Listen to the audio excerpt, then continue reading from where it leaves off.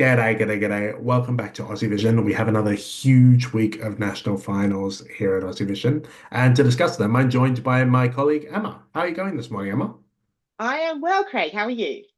I'm good, thanks. It's been a little while, but we're It has. reunited to discuss the Norwegian national final, which took place this morning. It is Melodi Grand Prix, normally a sort of highlight of the Eurovision national final calendar, I think, but perhaps not this year, where I think there's been a general sense that it's been a little bit underwhelming. But nonetheless, we Yeah, do have a winner, Emma. So let's kick off this morning by discussing him. So the winner is Kyle Alessandro with his song Lighter. Now, I'm going to throw that's it straight to right. you. What did you think of this? Yeah, look, I think this was Norway made the right choice here. Kyle was the favourite going into the competition, and I thought that performance was spectacular. It's a little bit Mhm. Game of Thrones. It was sort of with the theming. He had dances, pyro, everything you'd expect from a song like that. One thing I did like about it, there's a small part in the bridge of the song where everything is quite stripped back and he's just sitting to the camera, and that came across really well. The song is actually was actually inspired by his mother's battle with cancer. So, despite all of the boppy melodic fun moments of the song, that was a time where he really just drew back and yeah, I felt that the way they shot that was really appropriate and it came across really well on stage. Yeah, I think this was definitely the right choice for Norway, and I think he did a wonderful job. Yeah, I was really impressed by this live. I'm not sure if we're talking about the same bit. Do you mean the bit where they've got like the columns of fire and he's sort of doing dancing two-thirds of the No, way no, through?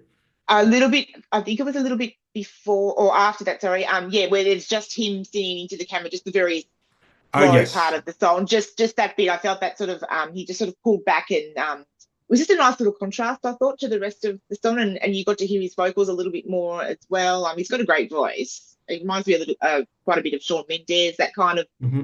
vocal, Hmm. which is really on trend at the moment. So yeah, I think it was a really great job, and I think a deserving winner. Yeah, I was really impressed by this. I didn't love the song going into this. I thought it was Mm, kind of a little bit underwhelming, perhaps only a sort of like 6 or a 7 out of 10 by the MGP standards. But he really did yeah, lift it live. I was so impressed by that dance break bit I just mentioned with all the columns yeah, of flame and stuff. It was a yeah. little bit Chanel and it worked well. And That's overall, right. this just felt like it had the energy that I think a lot of other stuff this evening was lacking a little bit. I'm still Yeah, not definitely. sold on the song. I think, as I say, it's like a 7 out of 10. It's like almost Yeah, there, but it's lacking yeah, for anything that sure. would really take it to the next level. And I do hope that he can perhaps find that next level as we see this progress throughout the season. I think one thing that really leapt out to me tonight is that everyone was talking about this being a bad MGP, but what I'd say is it felt like a sort of it's like MGP, but if you took the obvious winner out of it. So it felt like there were all these songs that would normally feel like third to sixth in an MGP Yeah, final, yeah, but then there was nothing that really would normally go ahead and become the winner in this sort of field. And so yeah, this slept out. It was clearly the winner on the night, but I'm still a little bit and I think there's yeah. perhaps more to come here, hopefully. Possibly, yeah. And the interesting fact to note is that at the moment we've got 13 songs. We'll have a few more by the end of today, but eight of the 13 are solo female acts. So I think if Yes. Norway had sent another female, perhaps that would have, the votes, the people would have The been, field would the votes would have cry. been spread. Yeah, that's right. Whereas, I think this is the only sort of boppy male vocal. Oh, we've got Belgium, I suppose, but yeah, there's not a lot of males yet in the competition. I'm sure, long way to go, but yeah, I think this one will stand out more. I think they are in semi-final one, which is looking like the easier sort Mhm. of the at this stage semi-final. So I think he's got a good chance to qualify. I'm not ruling him out yet. Yeah, no, I think we can come back to how we think he'll do in Basel. But interestingly, you note about him being the sort of up-tempo male act, because I think the other possibility here, who came in second tonight, was Natalie with the Mm, game, who is much that's more in right. that sort of female bop vibe. Yeah. Emma, I'll let you mostly speak to this one, but I will say Yeah. I was getting strong Clara Hammerstrom vibes here. Was I Yes. wrong? No, you were not wrong. No, I was thinking exactly the same thing while I was watching this. And also, obviously comparisons have been made to Queen of the Kings, Norway's entry from a Hmm. couple of years ago. The Hmm. same songwriting team was behind this one. So I was getting Clara Hammerstrom and Queen of the Kings when I was watching this. I do like one thing I do like about Natalie, her vocal is she's got a great voice, and it's not what you'd Yes. expect to come out. You expect when you look at her and hear the voice that comes out of her, it's quite there's quite a contrast. So yeah, I can see why a lot of people liked this one, but there were some. It was very Clara Hammerstrom Yeah. sound. It had that very Nordic Scandi sound that we've become accustomed to hearing across those national finals. Yeah, it's never good when the first thing you think when you hear something is, oh, this sounds like this other thing I've heard. Yeah. But I can see why she didn't make it, but let's move on to the other actors I Mm. think both of us are very keen to discuss. In third place, we had Bobby Sox, the That's 1985 right. Festival winners, who I realized were back because I'm assuming it's the 40th anniversary of them winning. Yeah. That didn't even occur to me Yeah. tonight. But Same. It actually occurred to me during while I was watching. I went, yeah, oh, for 40 years. Yes. yeah, which is funny because it's the second time this happened because we had the France goal thing in Luxembourg and now they're Mm. doing Bobby Socks Yeah. here. But anyway, Yeah. Emma, were you feeling joyful tonight with Bobby Socks? Well, look, I did enjoy their performance, and it was almost they sort of actually had similar outfits to what they wore 40 Hmm. years ago, and it was all about them rather than the song. I think even on the LED at the back, it had Bobby Socks written across it at one stage. Yeah. So I think it was just more about celebrating them and their achievements.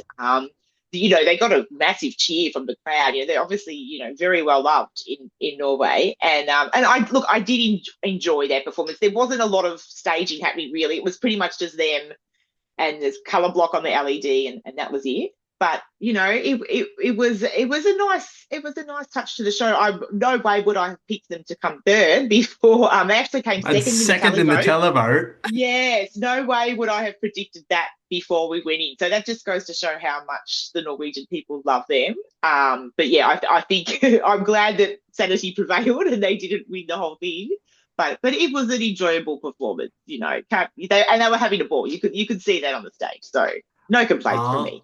I'll I'll have you know that I was kind of hoping this would win at the point because I was like, imagine the chaos. The And chaos, yes. it's kind of in like a bit. It is a bit of an underwhelming MGP lineup, and this winning would have just been the funniest possible option because then you would Yeah, have had NRK for the next 3 months having to work out what to do with this.